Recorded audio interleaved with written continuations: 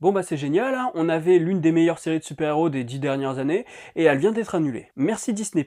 Salut à toi cinéphile de l'extrême et bienvenue pour cette nouvelle critique à l'arrache, où je vais te parler de la saison 3 de Daredevil.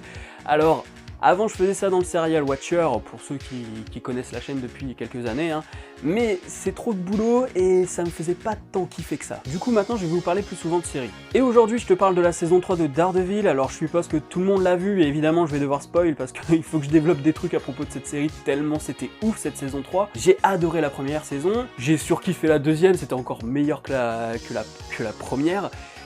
La troisième est un petit peu en dessous de la deuxième pour moi, mais enfin, tu vois, disons que si la saison 2 est là, la saison 3 elle est là, et la saison 1 elle est là. Tu vois, la différence elle est pas énorme. Donc pour ceux qui n'ont pas suivi, dans The Defenders, Daredevil devait être mort, mais il est pas mort. Ouh là là, mais quel suspense, on s'y attendait pas du tout, hein, et c'est exactement comme dans Avengers Infinity War. Ouh là là, comme s'ils étaient vraiment morts. Arrêtez de nous prendre pour des cons. Et le Caïd est aussi de retour, pour nous jouer un mauvais tour. Alors cette saison 3, elle est incroyable dans l'écriture des personnages, dans la psychologie des personnages.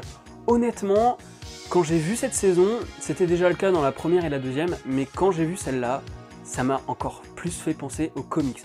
J'avais vraiment l'impression de voir la psychologie de Daredevil dans les comics. J'en ai pas lu beaucoup, mais celui-là est une référence quand je te parle de la saison 3. Les relations entre les personnages, mais elles sont complètement pétées, c'est un truc de malade.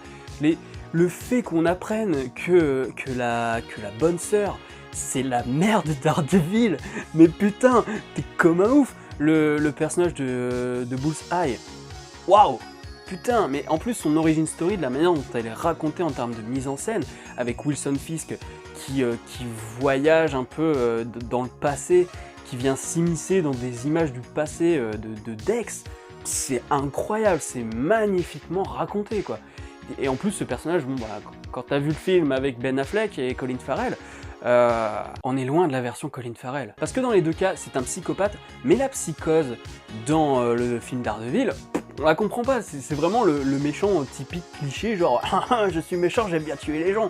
Alors que là, on a un truc, et tu comprends totalement pourquoi il tue les gens comme ça, et il y a toujours cette question de n'est-on mauvais ou le devient-on? Parce que le Caïd, c'est pareil, il a quand même buté son père à l'âge de 9 ans, je crois, un truc comme ça. Même Vanessa, pour le peu qu'on la voit, elle a dépassé un degré de violence. Et Karen, c'est pareil, c'était déjà une paumée, mais alors là, c'est encore pire.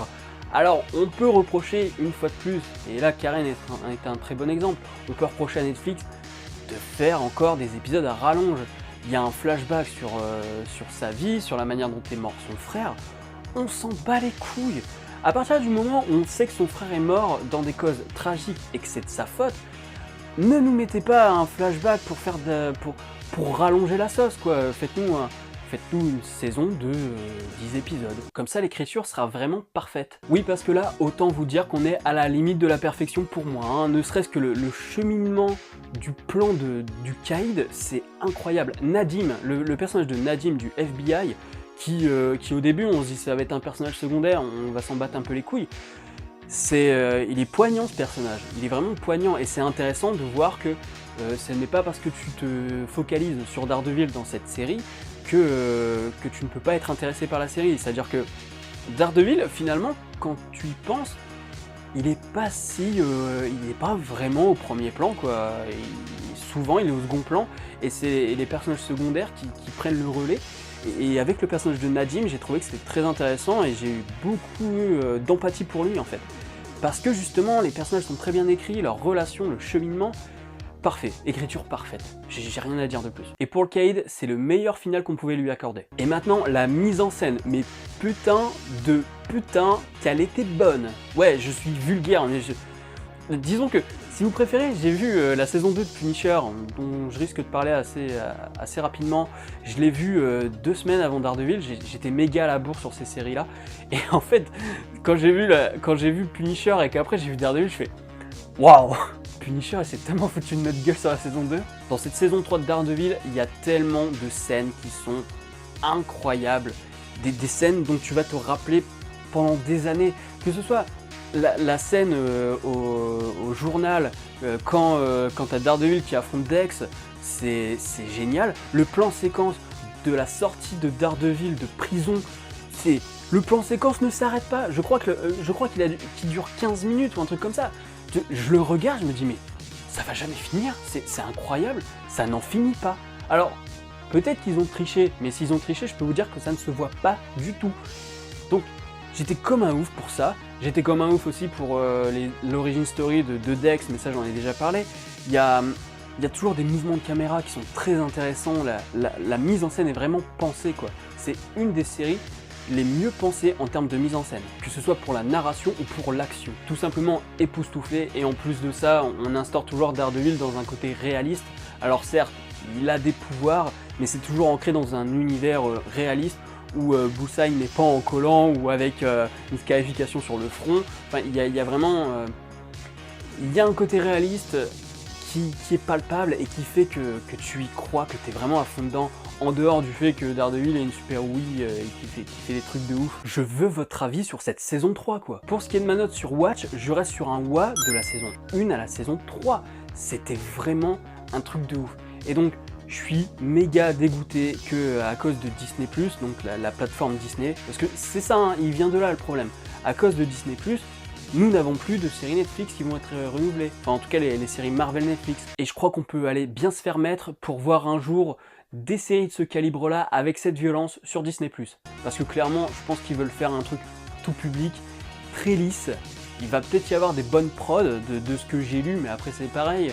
Quand c'est le directeur, quand c'est le directeur de Disney qui te parle, tu prends les mots avec un peu de recul, tu te dis ok, là il nous vend son produit, donc il va peut-être pas nous dire tout, hein.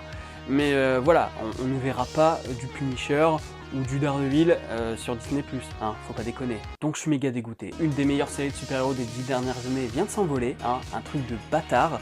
Alors que je pense quand même qu'elle a dû faire un bon chiffre encore cette saison 3. Mais c'est d'autant plus frustrant de se dire que voilà, elle s'en va. Les chiffres baisseraient, je dirais pas, hein, tant pis, c'est... Iron Fist, voilà quoi, ils ont pas cherché à renouveler. J'ai même pas regardé la saison 2 d'Iron Fist et je la regarderai pas parce que je me suis fait chier devant Iron Fist et devant The Defenders, clairement. Mais là, Daredevil c'était le point fort quoi, et en plus comme c'est connecté à rien, à part à un moment il y a une petite référence à Jessica Jones, mais en dehors de ça, il y a rien de... Tout est déconnecté, donc en fait tu peux la regarder indépendamment et elle marchait super bien. Enfin voilà, je suis dégoûté. Si la vidéo t'a plu, n'hésite pas à mettre un petit pouce bleu, à la partager sur les réseaux sociaux. Dis-moi vraiment en commentaire ce que t'as pensé de cette saison 3, mais vraiment je veux le savoir. Abonne-toi à la chaîne si ce n'est pas encore fait, mets la petite cloche pour être alerté des prochaines vidéos. Quant à moi je te dis à la prochaine, sur la toile. Salut.